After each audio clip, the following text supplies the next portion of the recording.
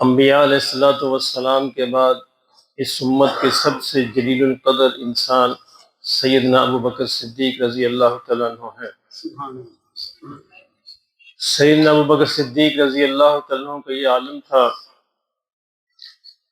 کہ زمین سے ایک تنکا اٹھاتے اور اس تنکے سے کہتے، تنکے تو کتنا اچھا ہے، قیامت کے دن تجھ سے کوئی حساب نہیں ہوگا۔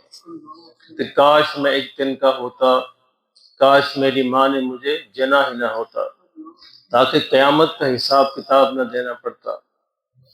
پرندے کو دیکھتے، پرندے تو اڑتا پھرتا ہے، کھاتا ہے، پھرتا ہے، موج کرتا ہے، کتنا خوش نصیب ہے، اور قیامت میں تجھ سے کوئی حساب نہیں ہوگا، ابو بکر کو حساب دینا ہوگا۔ یہ تھا قیامت کا عالم، آخرت کے حساب کتاب کا خوف، آخرت کی فکر، آخرت کی پریشانی۔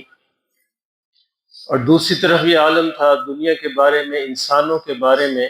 جب انتقال کا وقت قریب آیا اور یہ محسوس ہوا کہ اب جانے کا وقت ہے، تو اپنی بیٹی سیدہ عائشہ رضی اللہ تعالی عنہا کو بلایا اور اس سے کہا کہ بیٹی تمہیں ایک وصیت کرتا ہوں۔ وصیت یہ ہے کہ جب میرا انتقال ہو جائے تو مجھے انہی کپڑوں میں دفن کر دینا، نئے کفن کی ضرورت نہیں، یہی میرے لیے کافی ہے۔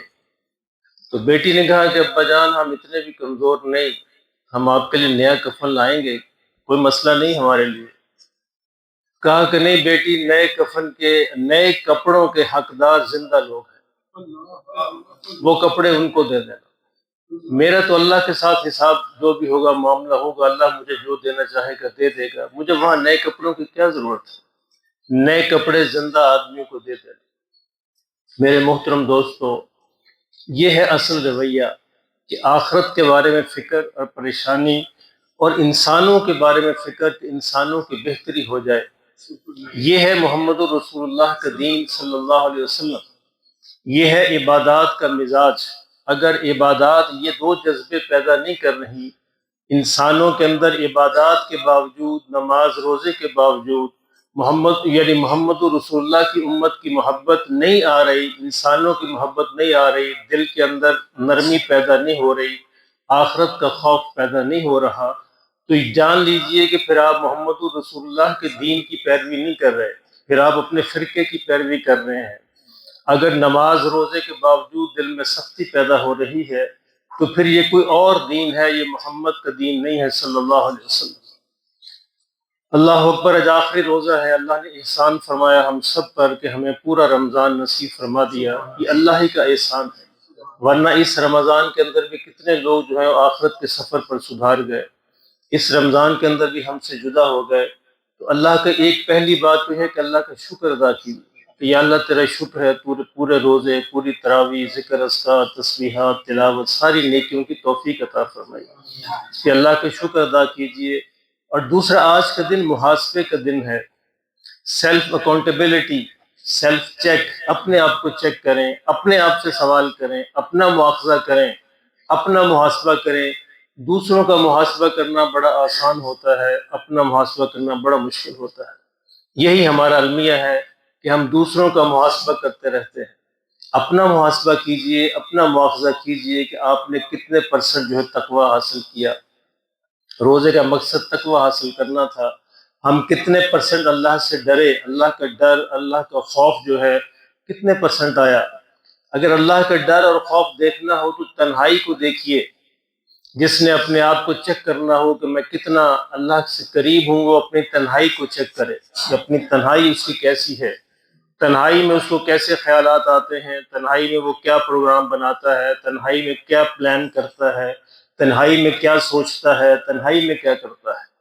اگر تنہائی میں بھی اللہ اس کے ساتھ ہوتا ہے تو پھر اللہ کا شکر ادا کیجیے، اور اگر تنہائی میں وہ ہوتا ہے اور موبائل ہوتا ہے یا کچھ اور ہوتا ہے تو پھر وہ اللہ کا نہیں بنا، وہ پھر دھوکہ ہے، وہ پھر فریب ہے، اس نے پھر لبادہ اوڑھ رکھا ہے۔ تو اللہ ہمیں یہ سمجھ نصیب فرما دے۔ تو آج کے دن خدا کے لیے کچھ گھڑیاں نکال کر بیٹھ جائیے اور اپنا محاسبہ، اپنا احتساب کیجیے، اور اگر کچھ کمی پائیے تو پھر اللہ سے مانگیے، اللہ سے استغفار کیجیے، اللہ سے توبہ کیجیے، اور آئندہ کے لیے اللہ سے وعدہ کیجیے کہ یا اللہ میری مدد فرما، میں کمزور ہوں، کسی نے حضرت تھانوی سے کہا کہ حضرت ہمیں تو مانگنا بھی نہیں آتا، ہمارے حضرت نے کہا کہ جھولی اللہ کے آگے پھیلایا کرو۔ اس نے کہا جی ہمارے پاس تو جھولی بھی نہیں ہے، کیا کریں؟ تو انہوں نے کہا کہ جھولی بھی اللہ سے مانگو، جھولی اگر نہیں ہے تو وہ بھی اللہ سے مانگو، کشکول نہیں ہے تو وہ بھی اللہ سے مانگو، وہ بھی وہی دینے والا ہے۔ تو اللہ یہ عطا فرماتا ہے۔ جب آپ اپنا مواخذہ کریں، محاسبہ کریں، تو یہ دو باتیں ضرور چیک کیجئے گا کہ کیا دین نے آپ کے اندر انسانوں کی محبت پیدا کی ہے، اور کیا دین نے آپ کے اندر، اس عبادات نے آپ کے اندر آخرت کی فکر پیدا کی ہے، وہ فکر جو سیدنا ابو بکر صدیق جیسی شخصیت کو تھی۔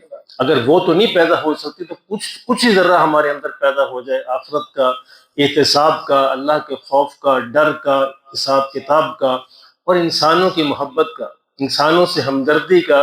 یعنی موت کے وقت بھی سیدنا ابو بکر کو یہ خیال تھا کہ دوسروں کو فائدہ ہو جائے، میرا تو کوئی مسئلہ نہیں ہے، میری وجہ سے دوسرے کا فائدہ ہو جائے، میری وجہ سے دوسرے کا بھلا ہو جائے۔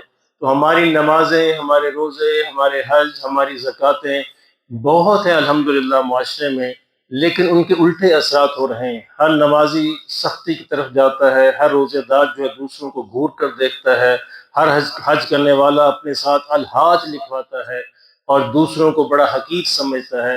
یہ گویا اس کی نمازیں، اس کے حج، اس کی زکوٰۃیں ضائع ہو رہی ہیں، اللہ کے ہاں قبول نہیں ہو رہی۔ اللہ کے ہاں قبولیت کی علامت ہی یہ ہے کہ اس کے دل میں نرمی پیدا ہو جائے گی، اللہ کی مخلوق کی محبت پیدا ہو جائے گی، اور آخرت کا خوف اور آخرت کا ڈر اور حساب کتاب کا ڈر پیدا ہو جائے گا۔ اللہ ہمیں نصیب فرما دے۔ دعا کرو کہ اللہ ہمیں اگلے برس بھی یہ رمضان نصیب فرمائے، عافیت والا، صحت والا، ایمان و اعمال والا اور قبولیت والا۔ تو انشاءاللہ العزیز کل نماز عید جو ہے 7:30 بجے ادا کی جائے گی، اور فجر کی نماز 5:30 بجے ہوا کرے گی۔ فجر کی نماز 5:30 اور نماز عید انشاءاللہ 7:30 بجے۔